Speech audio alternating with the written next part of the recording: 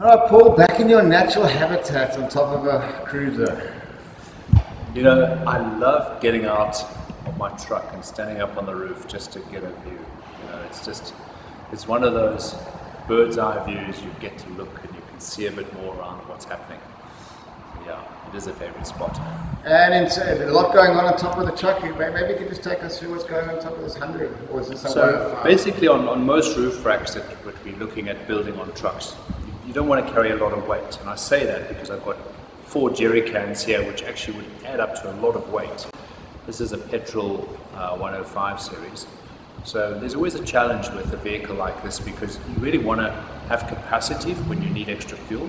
And these have invariably got bigger tanks as well. But there's going to come a time when you need that extra fuel, be it petrol or diesel. So for 80%, maybe 90% of the truck's time, these will run empty. And when people do fill them up, my advice is you fill them up, drain them into the tank from a siphon, like a super siphon, and as quickly as you can, so that you get the weight off the roof. And then again, they drive empty. So that's always the challenge.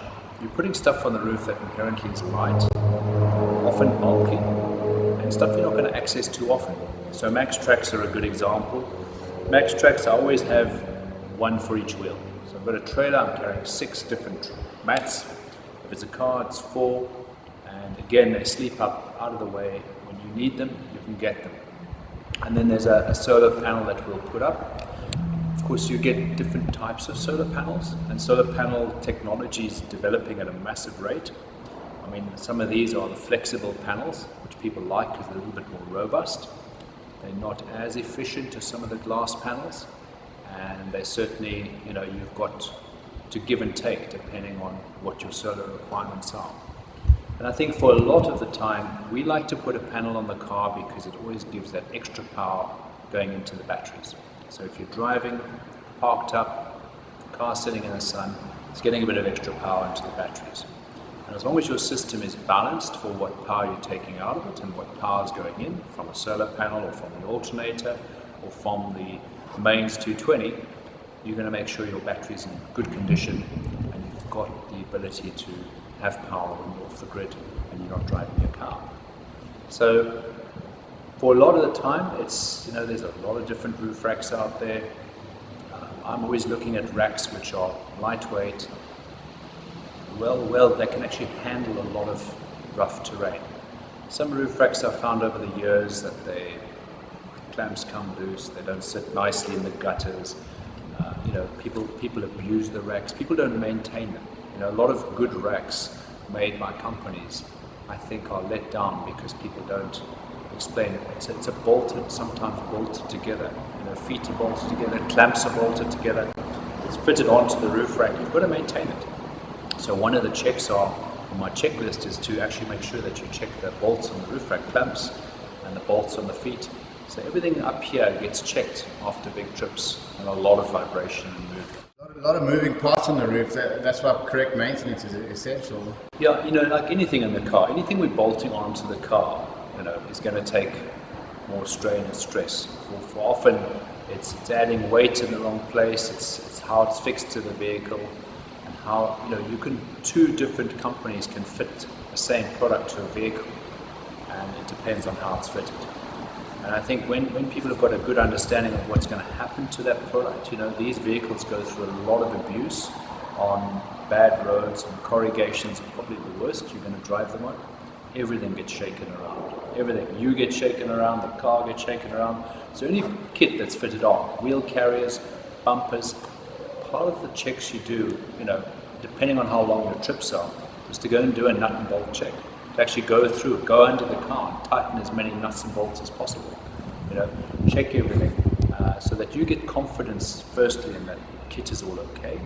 It's a good time to actually, when you're tightening something, to get a feel for what's coming loose. Maybe I've got to put a thread lock on that bolt because it keeps coming loose. Maybe I just put a little white mark on the bolt so I can see that it's actually moving. And I do that with a lot of the bolts.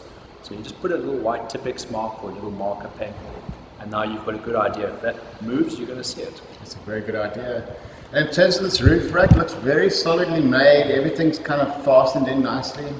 I'm a fan of these racks. This is made by Easy On. It's a welded rack. Over the years, they've been one of the dominant roof rack manufacturers. We fit a lot of the front runner racks, but I particularly like these because they're very low profile, and I found the feet don't come loose. They're well bolted together. The bolts don't rust. Yeah, it's a very solid rack. And fuel, is that the best place to have your fuel? No, the best place is in the chassis. The best place, hands down, is in a tank in the chassis. But for Jerry's? Well, you know, when you're fitting jerry cans, you've got to look and say, what am I going to use on my rack now? Okay, and how do I want to put it? And you've got access. You hit the nail on the head. So, if I need to carry a spare wheel, I might put a spare wheel on the roof rack here. And another need is wood. You always want to pick up wood when you're traveling. So wood you can tie on. You can throw it on the back of the rack. You can actually put your wheel on. You can tie it, on top of the wheel. You just don't want wood in the car because you pick up wood on the ground. You never know what insects and bugs and spiders and stuff then they're in your car. So generally, I put wood on the roof rack. Some of the roof tents that we've got have got little racks on them.